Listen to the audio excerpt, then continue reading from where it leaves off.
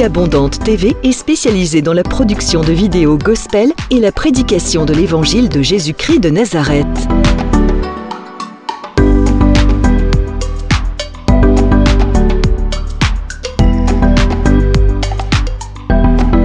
N'hésitez pas à vous abonner à notre chaîne YouTube Vie Abondante TV et sur notre page Facebook.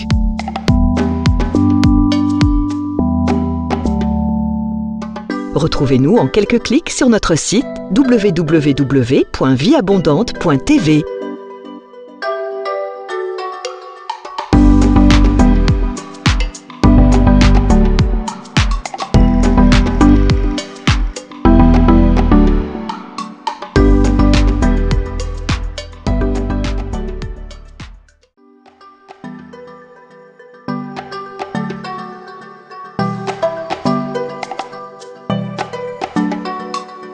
Vie Abondante TV est spécialisée dans la production de vidéos gospel et la prédication de l'évangile de Jésus-Christ de Nazareth.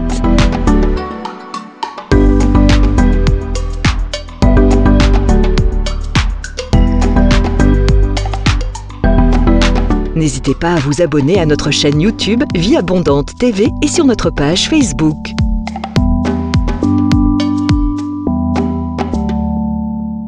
Retrouvez-nous en quelques clics sur notre site www.vieabondante.tv.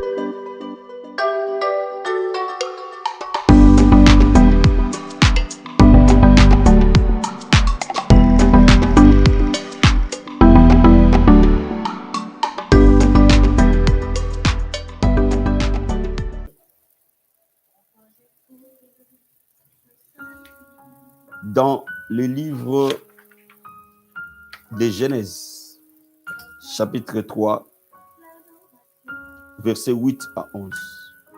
Genèse, chapitre 3, versets 8 à 11.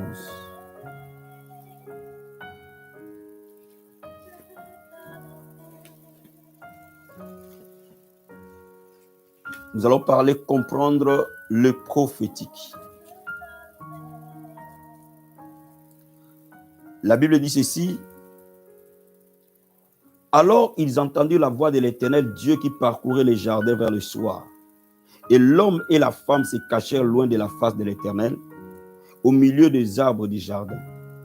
Mais l'Éternel Dieu appela l'homme et lui dit, où es-tu? Et il répondit, j'ai entendu ta voix dans les jardins et j'ai eu peur, parce que je suis nu et je me suis caché. L'Éternel Dieu dit, qui t'a appris que tu étais nu? Est-ce que tu as mangé de l'arbre dont je t'avais défendu de manger? Nous allons prendre le livre de Jean chapitre 10. Non, Ésaïe d'abord. Ésaïe chapitre 28, verset 23. Ésaïe 28, verset 23.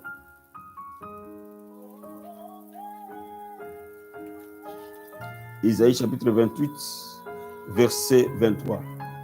Excusez-moi, je vais juste mettre la lumière parce que c'est un peu sombre. 2 minutes.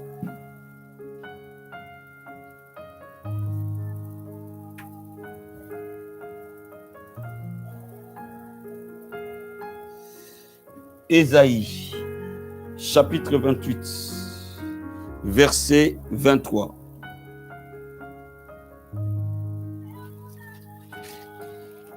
Et nous allons lire la parole de Dieu. Prêtez l'oreille, écoutez ma voix. Soyez attentifs, écoutez ma parole. Prêtez l'oreille, écoutez ma voix. Soyez attentifs, écoutez ma parole. Jean chapitre 10, verset 14 à 27. 14,27. Jean 10. Verset 14.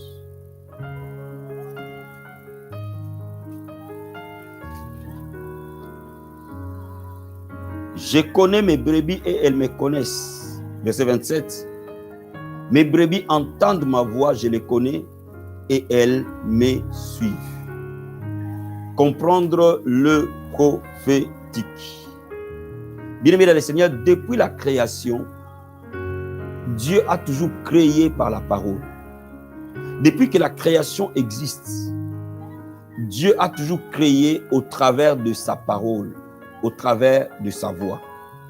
Dieu a dit que la lumière soit et la lumière fut. Dieu a parlé et les choses se sont accomplies depuis la création. Lorsque Dieu veut créer, Dieu utilise sa voix. Il utilise la parole vocalisée. Cela veut dire que quand Dieu parle, la chose se réalise. C'est pour cela que depuis la création, Dieu parle au travers de sa voix, au travers de sa parole vocalisée.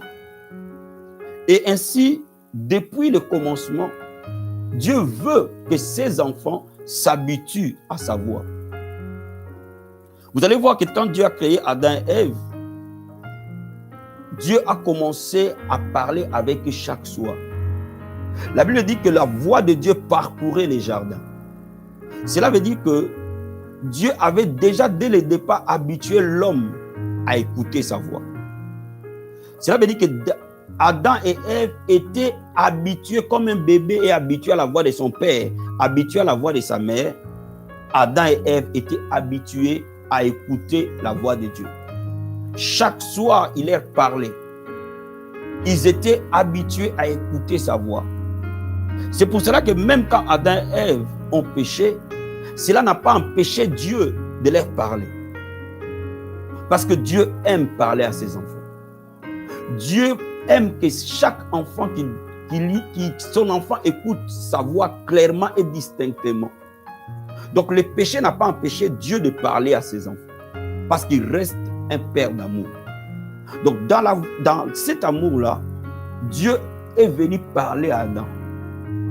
Et quand Adam a reconnu la voix de Dieu, parce qu'il avait l'habitude de l'écouter.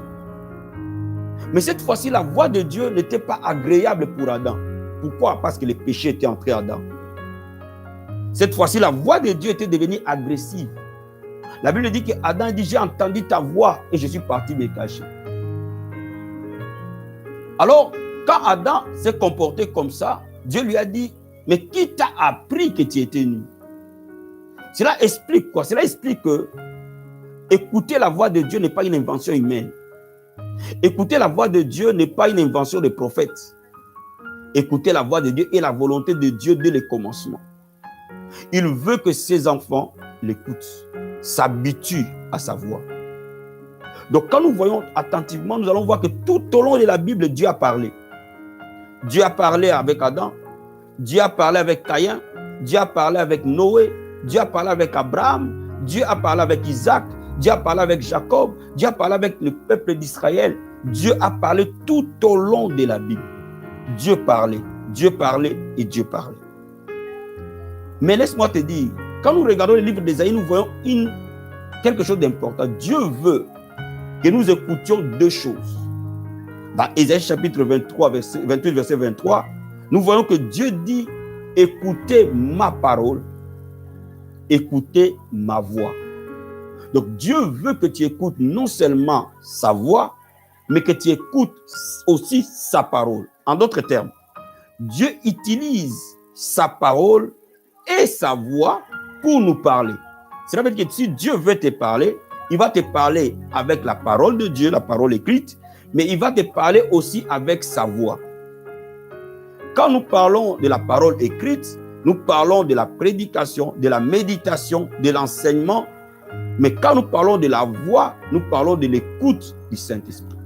Donc Dieu parle à chacun de nous, soit par la parole, soit par la voix. Est-ce que je me fais comprendre? Maintenant, nous allons mettre un peu la parole de Dieu de côté. Nous allons analyser aujourd'hui l'autre méthode que Dieu utilise, sa voix. Quand Dieu veut te parler, il te parlera par la parole de Dieu, il te parlera par la voix de Dieu. Amen, amen. N'oublie pas ces vérités. Il te dit, je veux que tu comprennes ma parole, je veux que tu écoutes ma voix. Maintenant, quand nous voulons écouter la voix de Dieu, la Bible nous dit dans Jean chapitre 10, verset 14, que mes brebis me connaissent. Je connais mes brebis et mes brebis me connaissent. Mes brebis entendent ma voix et me suivent. Donc laisse-moi te dire, le secret pour commencer à écouter la voix de Dieu et opérer automatiquement dans les prophétiques est de connaître Jésus. La Bible dit, mes brebis me connaissent. Je connais mes brebis et mes brebis me connaissent. Cela veut dire quoi? Ceux qui connaissent Dieu l'écoutent. Ceux qui ne connaissent pas Dieu ne peuvent pas l'écouter. Donc, pour commencer à écouter Dieu, il faut d'abord le connaître. Est-ce que je me fais comprendre? Vous ne pouvez pas écouter sa voix si vous ne le connaissez pas. De la même manière, il vous connaît, il sous-entend que toi, tu puisses le connaître. Et si tu commences à le connaître, alors tu commenceras à écouter sa voix. Est-ce que je me fais comprendre? Maintenant, laisse-moi te dire ce que la Bible nous dit dans Daniel chapitre 11. Daniel chapitre 11. Laisse-moi te lire ce passage. Daniel chapitre 11. Daniel 11.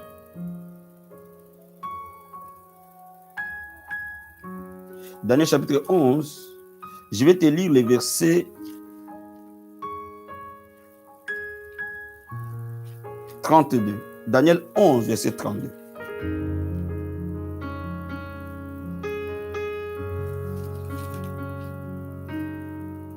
Je lis la parole du Seigneur.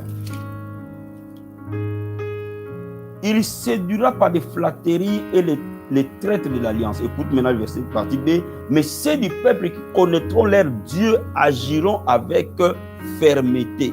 Ceux du peuple qui connaîtront leur Dieu agiront avec fermeté. Cela veut dire que si tu connais Dieu, tu auras une foi ferme. Donc, connaître Dieu est une exigence pour que tu puisses écouter Dieu et obéir. Si tu ne connais pas Dieu, tu ne peux pas l'écouter. Et Dieu veut que tu puisses le connaître par la lumière de sa parole. Et plus tu vas connaître Dieu dans sa parole, plus tu seras capable de l'écouter dans sa voix. Les deux sont totalement liés. De la même manière que Dieu te parle par la parole et par la voix, si tu veux écouter la voix de Dieu, il faut d'abord le connaître dans sa parole. Et quand tu le connais dans sa parole, tu écouteras par sa parole la voix. Donc, pour que tu œuvres dans les prophéties, comme la Bible nous dit, aspirer aux dons les meilleurs, et spécialement aux dons de la prophétie, celui qui veut aspirer aux dons de la prophétie doit d'abord aspirer à connaître la parole de Dieu. Parce que si tu ne connais pas la parole de Dieu, tu ne peux pas écouter clairement la voix de Dieu. Tu ne peux pas discerner non plus la voix de Dieu de la voix de l'ennemi parce que tu ne le connais pas. Ceux qui connaissent Dieu l'écoutent. Ceux qui connaissent Dieu distinguent sa voix de la voix de son adversaire. Est-ce que je me fais comprendre? Donc, laisse-moi te dire, quand nous regardons effectivement la Bible, nous voyons Dieu parler à chaque moment, à chaque instant. Mais il y a un tournant décisif qui s'est passé dans la vie des enfants d'Israël.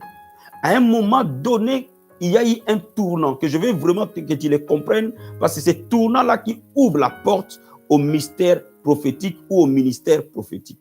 Dans les livres de Exode chapitre 20. Exode chapitre 20. Verset 18 et verset 19. Exode chapitre 20, verset 18 et verset 19. La Bible nous dit ceci: tous les peuples entendaient les tonnerres et les sons de la trompette. Ils voyaient les flammes de la montagne fumante.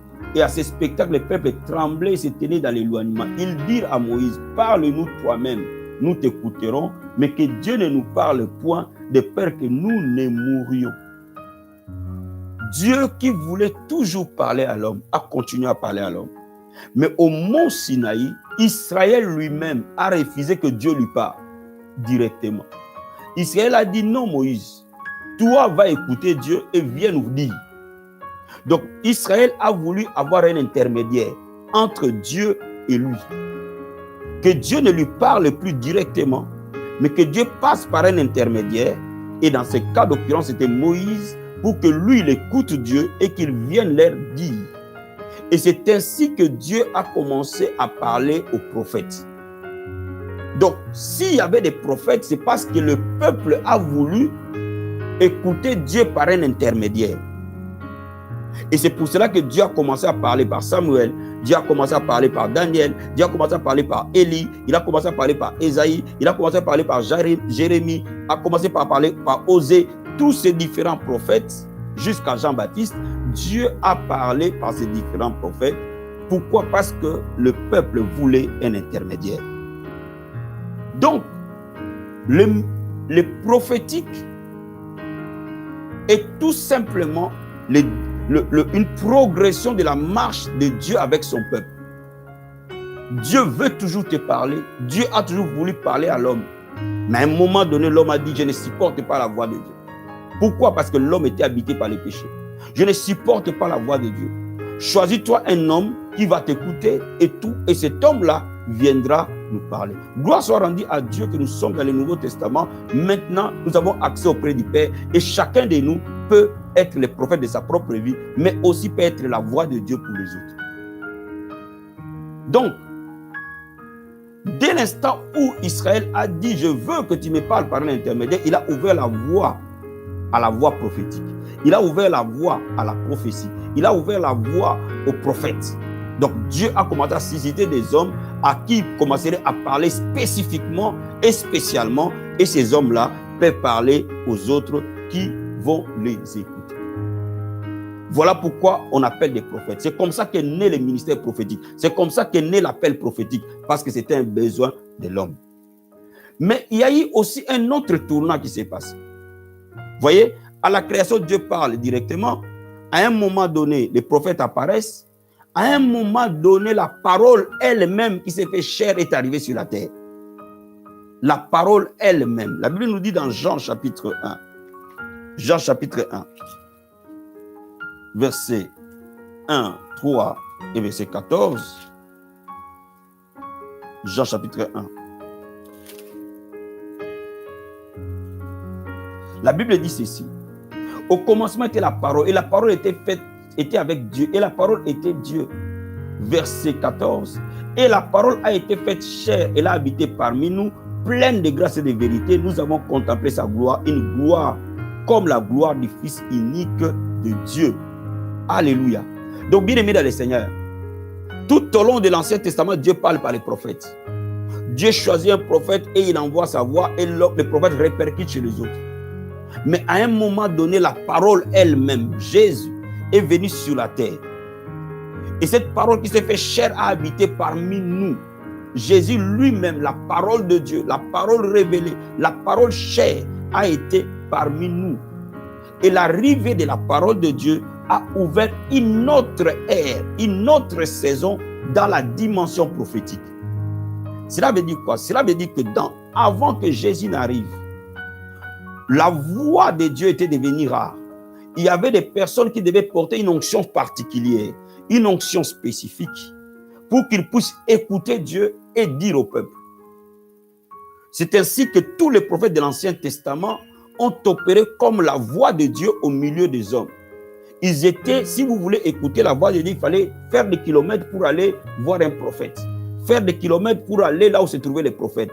Comme ils habitaient dans des montagnes, il fallait aller à la montagne pour l'écouter et écouter la voix de Dieu pour votre vie. Mais cette fois-ci, la parole s'est fait chair. Et cette parole est venue inaugurer une autre saison. N'oublie pas que Dieu opère dans les saisons. Dieu est un Dieu de saisonnalité. Alors la saison des prophètes était finie, c'était maintenant la saison de la parole. La parole qui s'est fait chair. Mais quand la parole qui s'est fait chair est arrivée, il y a eu quelque chose d'important et de particulier qui s'est produit. Ouvrons la Bible dans Matthieu chapitre 3. Et c'est là qu'il va ouvrir la dimension prophétique du Nouveau Testament. Matthieu chapitre 3, verset 16. Matthieu 3. Matthieu chapitre 3. Je vais te lire le verset 16. La Bible dit ceci. Matthieu 3, verset 16. Dès que Jésus eut été baptisé, il sortit de l'eau. Voici les cieux s'ouvrirent et il vit l'Esprit de Dieu descendre comme une colombe et venir sur lui. Et voici une voix fit entendre de cieux ces paroles. Celui-ci est mon fils bien-aimé en qui j'ai mis toute mon affection. Bien-aimé, le jour du baptême de Jésus, il y a 4 phénomènes qui se passent. Premier phénomène, la chair, la parole qui s'est fait chair, la parole vivante.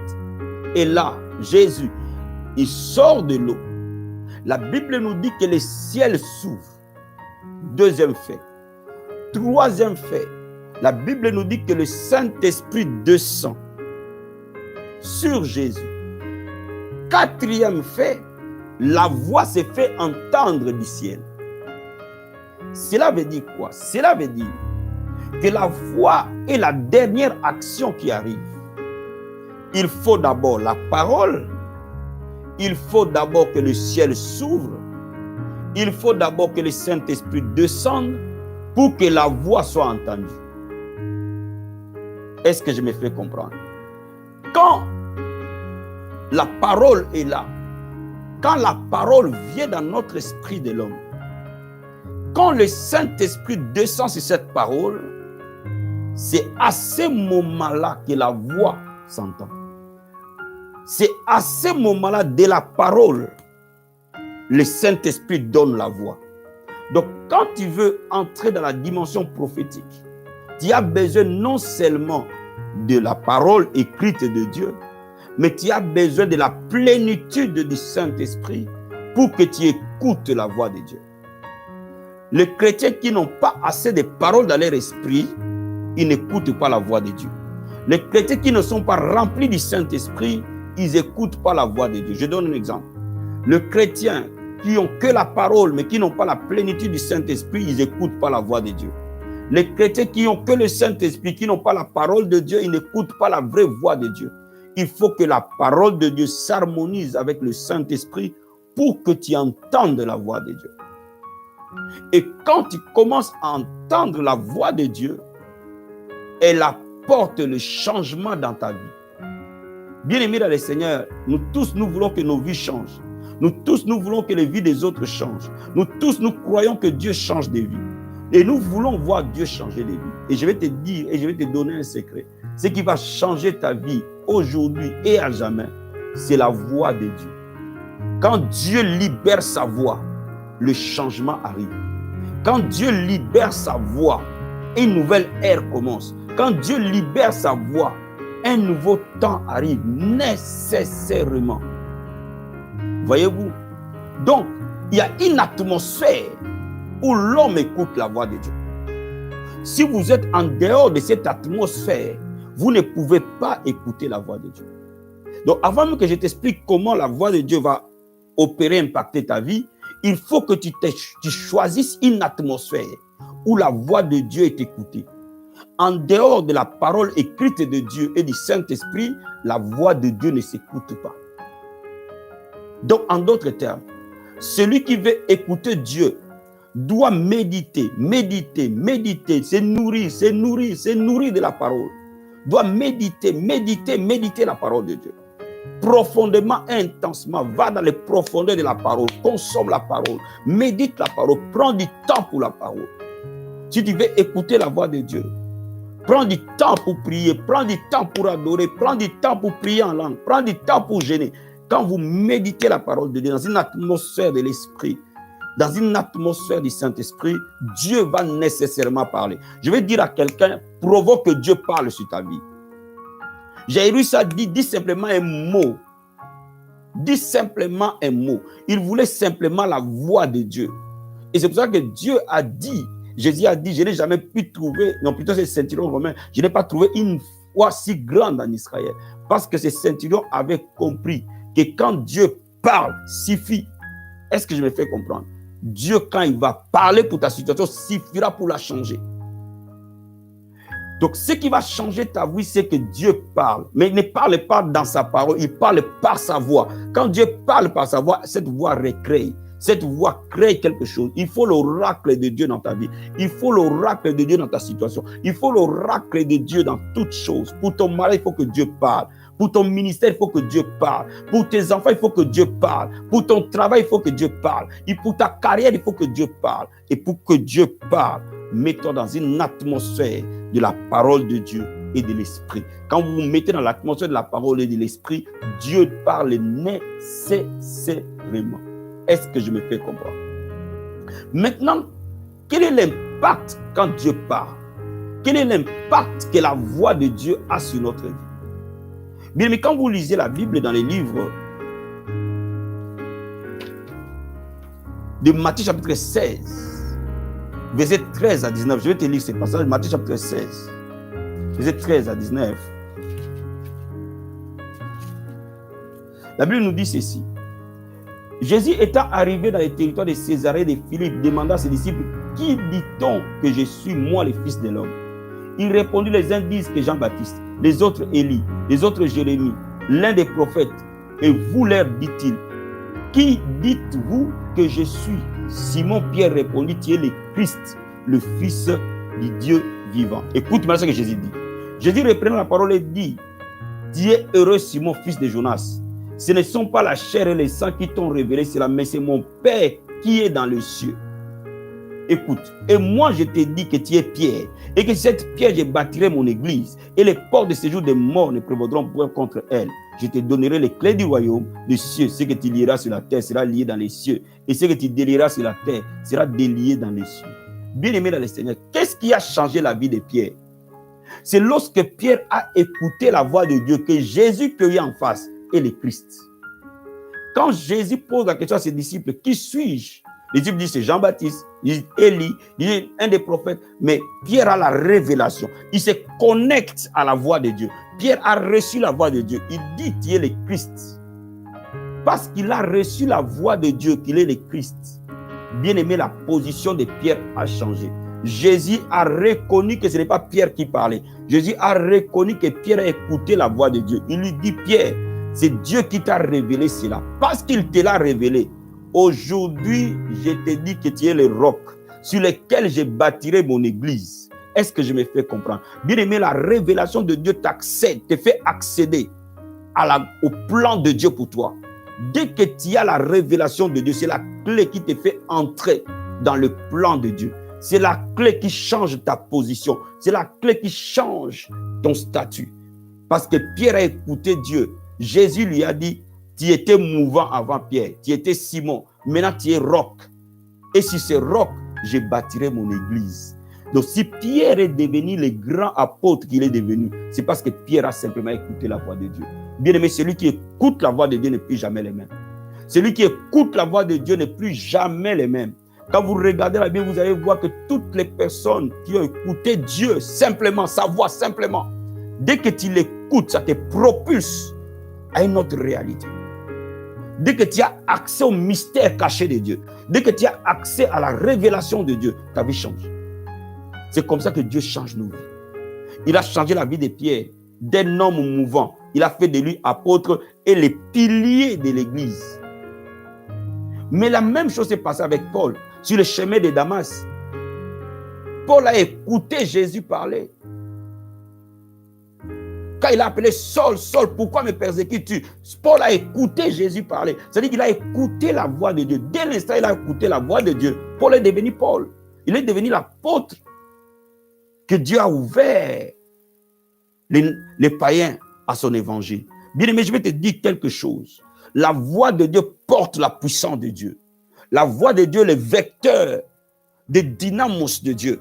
On ne peut pas séparer l'onction de Dieu de la voix de Dieu. Il faut nécessairement la voix de Dieu pour que l'onction de Dieu soit vocalisée, transmise. Donc quand Dieu parle par rapport à sa voix, il nous transmet sa vie. Il nous transmet. Voilà pourquoi Jésus qui est devenu la voix de Dieu, quand il était en face de la tempête, il parlait à la tempête, tais-toi, et la tempête s'arrêtait. Quand devant le corps mort de Lazare, Jésus a dit, Lazare, sors. Il a été la voix de Dieu devant ce corps mort. Et quand il a parlé, le corps est revenu à la vie. Bien aimé, je vais te dire quelque chose.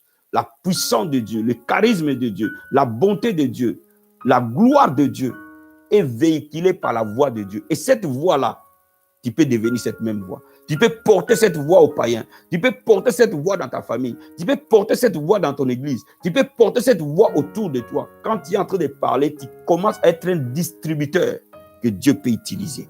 Est-ce que je me fais comprendre? Est-ce que quelqu'un me saisit cet après-midi? Maintenant, je vous ai fait parcourir dans la parole de Dieu la puissance qui est derrière la voix de Dieu. Je vous ai fait parcourir dans la parole de Dieu l'atmosphère pour que la voix de Dieu soit relâchée. Maintenant, je vais descendre avec toi pour t'expliquer comment cette voix se manifeste. Premièrement, on accède à la voix de Dieu par les visitations. Et c'est souvent agréable, c'est pour ça que je suis en train de te parler. enferme-toi dans tes marathons de prière pendant ce temps de retraite. Pourquoi la retraite? Ça crée l'atmosphère de la visitation. Il y a deux typologies de visitation. Il y a la visitation divine. Cela veut dire que où toi-même tu es visité par Dieu lui-même. Dieu lui-même, les Elohim, te visite. Le roi des rois te visite. Il peut te visiter dans ta maison. Ça s'appelle des visitations divines. Comme Abraham a été visité par Dieu. Comme Moïse a été visité par Dieu. Comme Jacob a été visité par Dieu. Bien aimé, ça s'appelle des visitations divines. Quand tu reçois des visitations divines, ta vie est, oh my God, l'onction est forte. Ta vie, elle est propulsée à un autre niveau que tu ne peux pas imaginer. Donc, quand tu commences à aller dans les profondeurs, cela provoque, quand Dieu parle, il parle souvent par une visitation. C'est-à-dire qu'il vient t'amener sa propre voix. Il vient te dire de quelque chose de particulier, de précis. Il vient lui-même te parler en personne et en chair. Tes yeux le voient, ton corps le ressent. Ça s'appelle des visitations divines ou des visitations des visitations divines. C'est-à-dire, à ce moment-là, Jésus lui-même apparaît dans ta maison. C'est vrai que c'est très rare, mais c'est possible. Il y a aussi des visitations angéliques. Cela veut dire que la voix de Dieu, les anges peuvent les porter. Comme Marie a été visitée par Gabriel, est venu lui dire que tu enfanteras un fils et tu lui donneras le nom de Jésus. C'est ce qu'on appelle la visitation angélique. Cela veut dire qu'un ange vient vers toi et t'apporte la voix de Dieu. Ça veut dire que l'ange arrive et te parle. Et quand il te parle, il t'amène la voix de Dieu. Et c'est dans une atmosphère de grande consécration, dans une atmosphère en dehors de la distraction que ton esprit peut recevoir. Ma prière est que pendant cette retraite, qu'il y ait parmi nous des visitations divines, qu'il y ait parmi nous des visitations angéliques, que les gens aient accès dans leur maison, parfois dans ta propre chambre à coucher. Un ange va apparaître. Et ton esprit va reconnaître que c'est un ange. Et parfois, là où nous sommes, Jésus veut apparaître. Et ton esprit le reconnaîtra nécessairement. Bien aimé dans le Seigneur, Jésus visite encore des gens sur la terre. J'en ai été la preuve. Aujourd'hui, je suis à ma 5e visitation divine. À ma 5e. Et je suis convaincu qu'il y en aura encore d'autres. Je ne parle pas des invitations angéliques que je ne peux même pas compter. Je parle de la visitation divine. Donc, laisse-moi te dire, Jésus peut te visiter et ton esprit peut le rencontrer et ne plus jamais rester le même. Les anges peuvent te visiter pendant cette retraite. Et ton esprit le reconnaîtra que c'est un ange. Il peut même te donner son nom. Il peut même te donner des détails que tu ne peux pas imaginer. Dans ce temps de retraite, saisis-le, comprends-le. Est-ce que je me fais comprendre? Est-ce que je suis en train de me faire comprendre? Bien-aimé, tu n'as qu'à bâtir ton hôtel. Tu n'as qu'à te positionner correctement. Et Dieu honorera ça. Dieu veut que vous nous accédiez à des dimensions élevées. Dieu veut que nous sortions de la dimension simple de la foi chrétienne pour aller dans une dimension élevée. Si on nous a montré ça dans la Bible, c'est parce que cela est possible. Jésus est le même hier, aujourd'hui, éternellement. Est-ce que je me fais comprendre? Donc, il y a des visitations. Deuxième chose, il y a des visions. C'est différent. La visitation et la vision, ce n'est pas pareil. Dieu peut t'envoyer sa voix par la vision. Par la vision, c'est-à-dire quoi? Il y a ce qu'on appelle des visions ouvertes. Tu n'es pas endormi. Tu peux être en train de prêcher. Paf! Tu vois quelque chose. Tu vois une image. Et derrière cette image, il y a une voix qui parle. Donc, ton intelligence s'arrête un petit moment, quelques fractions de secondes, et ça te transporte dans le monde de l'esprit où Dieu te parle par une vision ouverte. Tu peux être là en train de regarder, de prier, hop, la vision arrive. Dieu peut libérer sa voix par des visions. Dieu peut libérer sa voix par des songes spécifiques. Généralement, ces genres de songes sont souvent avant le lever du soleil. C'est souvent les songes qui arrivent vers 4h, 5h du matin. Parfois avant que tu te réveilles, ou quand tu te réveilles très tôt, c'est souvent vers 3h du matin. En tout cas, c'est dans la zone 3h, vers l'aurore en fait. Ce sont des visions qui arrivent et des songes qui arrivent souvent à l'aurore. Tu es à moitié endormi, à moitié éveillé. Et à ces moments-là, le Seigneur t'envoie un message, t'envoie une voix qui te parle de manière claire. Et tu comprendras que ces songes-là est très différent des rêves normaux. Le songe que Dieu donne est totalement différent des rêves que tu peux faire, que tu manges McDo, que tu peux faire, que tu te balades dans la ville. Non, ces rêves-là est spécifique. Ton esprit les retient. Quand tu te réveilles, tu oublies un rêve. Ce n'est pas un rêve de Dieu. Si le rêve de Dieu vient, le son de Dieu arrive, personne ne peut l'oublier. Tu les retiens texto. Ton esprit l'enregistre pleinement. Chaque phrase, chaque mot, ton esprit l'enregistre. Moi, j'ai eu des visions où le Seigneur m'a parlé il y a cela 20 ans, mais j'ai retenu ces mots-là texto jusqu'aujourd'hui. Tu ne peux pas l'oublier parce qu'il vient imprimer quelque chose dans ton esprit. Bien aimé, ce temps de retraite est fait pour ça. Tu ne peux pas vivre ce genre d'expérience quand ton esprit est très distrait. Tu ne peux pas vivre ce genre d'expérience. Quand tu manges, tu penses qu'à manger, tu penses qu'à faire à manger, non, tu peux vivre ce genre d'expérience quand quelque part les autres choses s'arrêtent et tu es dans une intimité plus profonde avec ton Seigneur. Est-ce que je me fais comprendre? Et c'est ce qui change de vie des gens. Bien aimé, je vais te dire, ce qui va changer ta vie, ce n'est pas un mariage, ce n'est pas de l'argent, ce n'est pas les papiers, ce n'est pas les nationalités. Ce qui va changer ta vie, c'est le contact avec le divin. Ce contact-là avec le divin te propulse à un autre niveau de gloire et de grâce. Est-ce que je me fais comprendre? Alléluia. Troisième façon que Dieu envoie sa voix, c'est par les témoignages intérieurs, des convictions extrêmement fortes. Tu as lu un passage de la Bible, tu as la conviction que ce passage est pour toi. Et personne ne peut te détacher de ça. Même parfois, les gens peuvent te traiter de fou, en fait, ou de rêveur, ou de quelqu'un qui n'est pas normal, quoi. Tu as une forte conviction que c'est moi qui dois le faire. C'est pour moi ça. Ça t'est jamais arrivé, on est en train de prêcher et tu as la conviction que cette parole qui est prêchée, c'est pour toi. C'est ça les témoignages intérieurs. Cela est pareil, même tu peux être en train d'écouter les héros du midi et tu as la conviction que c'est pour toi. Tu peux être en train de lire la Bible, tu as la conviction que c'est pour toi. Tu peux être en train d'écouter une adoration, tu as la conviction que c'est pour toi. C'est-à-dire quoi? C'est à ce moment-là, le Saint-Esprit est en train de te dire que c'est Logos qui est en train de venir est un oracle pour toi. C'est-à-dire il est scelle dans ton esprit, il imprime dans ton esprit et il te donne une conviction ferme que c'est moi qu'il s'agit. C'est de moi qu'on parle là. C'est de moi. Cette prédication, c'est de moi qu'on parle. Cette prophétie, elle est pour moi. Je sais que c'est pour moi. Tu le sais. Personne ne t'explique pourquoi et comment, mais tu le sais. Et tu as une force, une énergie inimaginable pour faire ça. Quand tu vois ça, sache-le que Dieu a parlé. Sache-le que c'est la voix de Dieu. Alléluia. Est-ce que je me fais comprendre? Est-ce que je me fais comprendre? Donc, c'est une forte conviction qui t'envahit.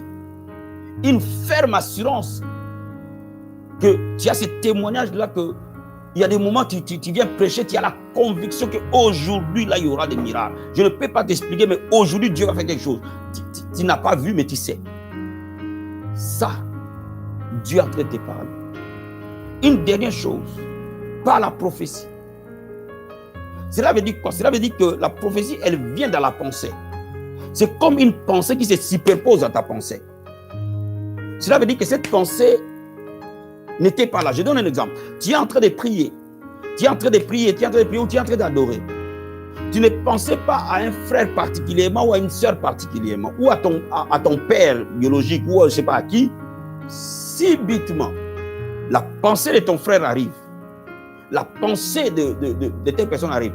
Quand cela arrive, on va apprendre comment on saisit le prophétique, comment on le capte et comment on le vocalise. Ça veut dire que quand subitement cette pensée arrive, directement dirige ta prière et ta pensée vers cette personne ou vers cette situation.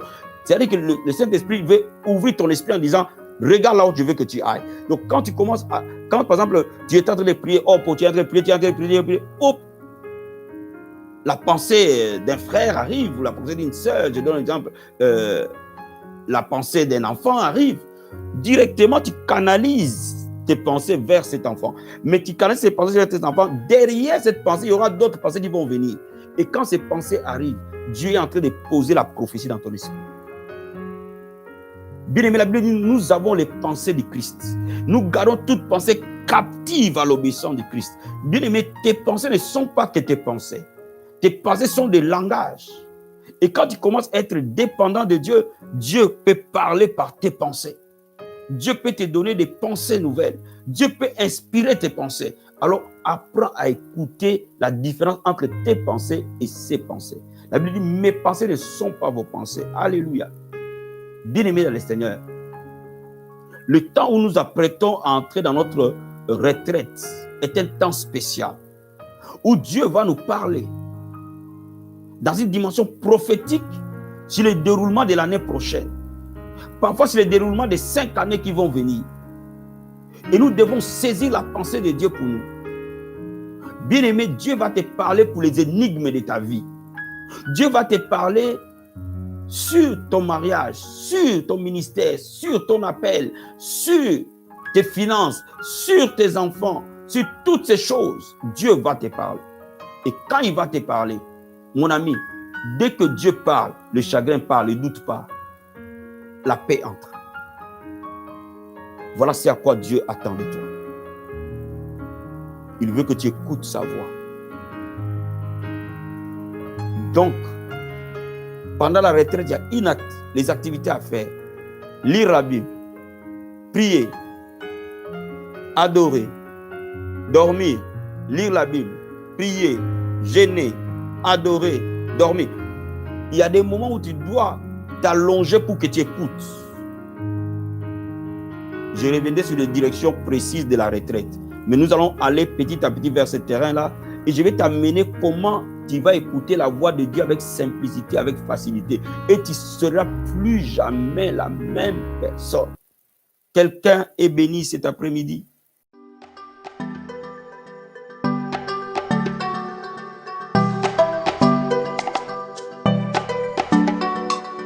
Vie Abondante TV est spécialisée dans la production de vidéos gospel et la prédication de l'évangile de Jésus-Christ de Nazareth.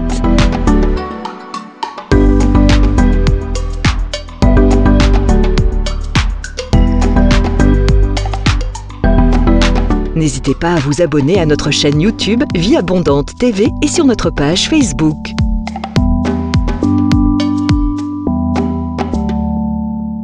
Retrouvez-nous en quelques clics sur notre site www.vieabondante.tv.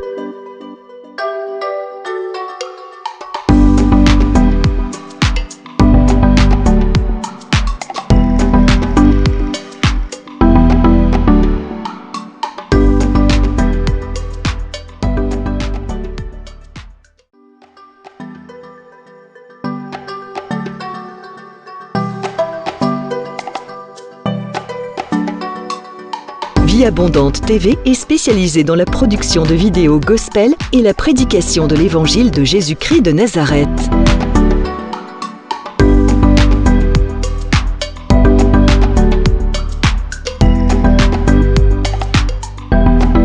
N'hésitez pas à vous abonner à notre chaîne YouTube Vie Abondante TV et sur notre page Facebook.